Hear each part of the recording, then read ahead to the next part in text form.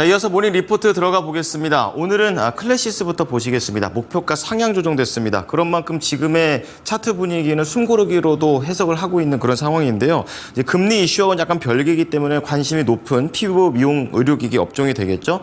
실적도 좋고 그리고 클래시스만의 모멘텀, 이제 합병 이후라는 재료가 있습니다. 함께 알아보시고요. 이제 두 번째는 NC소프트가 되겠습니다. 올 한 해 내내 저공 비행을 하고 있는 NC소프트입니다. 게임스컴 얘기가 나와서 최근에 게임주들이 움직였지만 그래도 NC소프트는 언급되지 않고 있는 그런 상황이고요.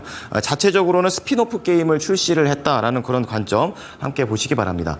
자, 마지막으로 콘텐츠 쪽에서 스튜디오 드래곤입니다. 목표가 하향 조정되어 있고요. 차트를 봐도 언제까지 내려갈 것인가, 실적도 부진하고 그리고 최선의 전략이 지금은 방어밖에 없다라는 관점입니다. 보유자 영역에서는 어떻게 대응해야 될지 알아보겠습니다. 김은벽 캐스터 전해주시죠.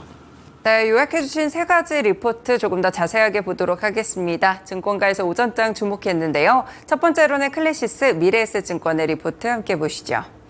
네, 클래시스입니다. 2분기 영업이익은 312억 원으로 전년 대비 무려 35% 증가하면서 컨센서스를 상회했습니다. 영업이익률만 무려 53.1%포인트를 기록할 정도로 상당히 좋았는데요. 매출과 영업이익 기준으로 보더라도 사상 최대치를 기록했습니다.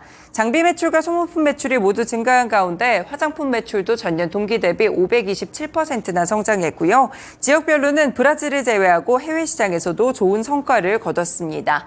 네, 이렇게 좋은 실적 하에서 이제 앞으로 주목해볼 만한 것은 이루다 합병 이후에 발생할 세 가지 시너지입니다. 먼저 첫 번째로는 장비 다각화로 토탈솔루션 제공자로 도약한다는 점인데요. 이제 인수를 통해서 모든 에너지원에 대한 미용기기를 확보했다고 볼 수 있겠고요. 미국 시장에서 맞춤형 전략을 꾀할 수가 있게 됐습니다. 두 번째로는 지역적으로도 다각화가 됐습니다. 유통망이 최적화되는 것인데요. 클래시스는 브라질과 태국에서 최근에 긍정적인 모습들을 기록하고 있는데 이루다의 경우 미국에 이미 진출을 해 있고 유럽과 인도, 중동에도 강점을 갖고 있습니다. 지역적인 시너지가 더 확대될 것으로 보이고요. 마지막으로는 적응증에 대한 확장 측면입니다. 스킨 부스터와 복합 시술에 대한 시너지가 확대될 텐데 이에 따라 내년 영업이익도 단순 계산으로 합했을 때 영업이익 기준 1,667억 원 정도가 예상되고 있습니다. 네, 이렇게 앞으로 한 단계 진화한다는 관점 속에서 합병에 대한 긍정적인 평가까지 있었고요. 클래시스에 대해서 목표 주가는 67,000원까지 상향 조정됐습니다. 네, 오늘 클래시스 차트 보시죠.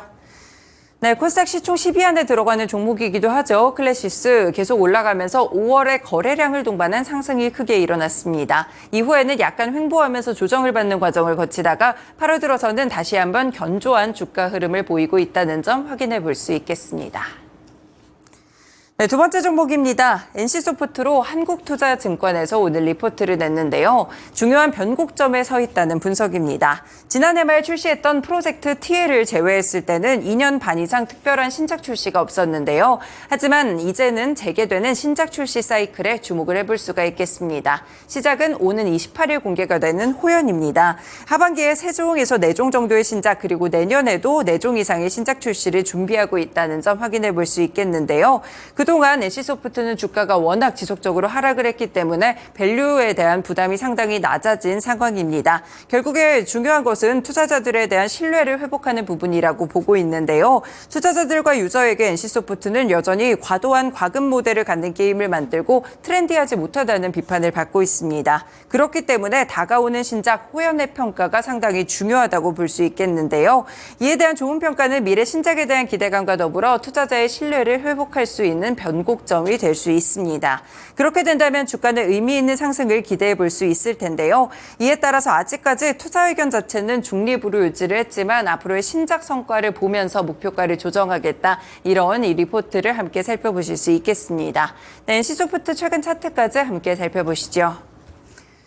네, NC소프트입니다. 일단 리포트에서도 언급이 돼 있었지만 주가가 계속해서 하락한 과정 속에서 최근에만 등락 과정이 약간씩 펼쳐졌는데요. 5월에 한 차례 급등하는 모습이 있었다가 이후에는 5월부터 8월까지 다시 한번 조정 구간에 들어갔습니다. 8월부터는 약간의 반등세를 기록하면서 최근에는 대부분의 이동평균선을 뚫고 위쪽에 안착하는 모습이었는데요. 목표가는 따로 제시되지 않았지만 신작에 대한 평가 중요하다는 리포트 함께 분석해드렸습니다.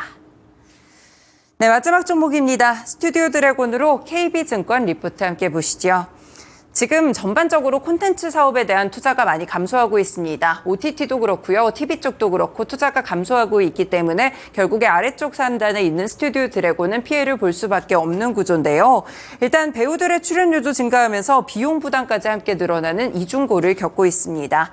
이를 타개하기 위해서 최근에 새로운 비즈니스 모델을 계획하고 있는데요. 일단 고객사부터 보시면 이 캡티브 고객사가 TVN입니다. 그렇고 2019년 43% 정도로 비중이 가장 컸었는데 일단은 지난해까지 올해 반기 기준까지 왔을 때 24% 중반 근처까지 낮췄다는 점을 볼 수 있겠습니다.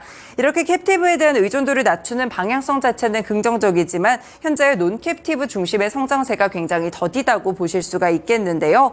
그렇기 때문에 이를 타파하기 위해서는 넷플릭스와의 협상력을 조금 더 높이고 신규 채널 비중을 늘릴 필요가 있다고 조언하고 있습니다. 이 드라마 제작사는 OTT로 오히려 비용 통제가 조금 어려워졌는데 제작비의 상당 부분을 차지하는 출연료가 급증했기 때문입니다. 그래서 한 가지 좀 타개하는 그런 전략으로서 신인 배우들과 여러 편의 계약을 같이 체결하는 모습들을 보여주기도 하는데요. 향후에는 수익성이 높은 작품들만 진행할 계획이라고 합니다. 일단 다만 올해 작품에 대한 방영 편수가 굉장히 낮기 때문에 이익까지 좀 하향 조정하는 모습이 있었고요. 이를 따라서 목표가까지 49,000원으로 낮춰서 잡았습니다. 스튜디오 드래곤도 차트 보겠습니다. 네, 콘텐츠 사업이 워낙 부진했기 때문에 주가 흐름도 별로 좋지 못했고요. 그동안 하락하는 주가 흐름들을 계속 기록했습니다. 8월 들어서도 중반 정도까지 계속 주가가 하락하는 모습이었는데 지금 이 8월 말로 갈수록 약간씩 상승하는 모습들이 나타나고 있다는 점 차트까지 함께 살펴드렸습니다. 네, 오늘도 이렇게 세 가지 리포트 함께 분석해드렸습니다. 지금까지 모닝 리포트였습니다.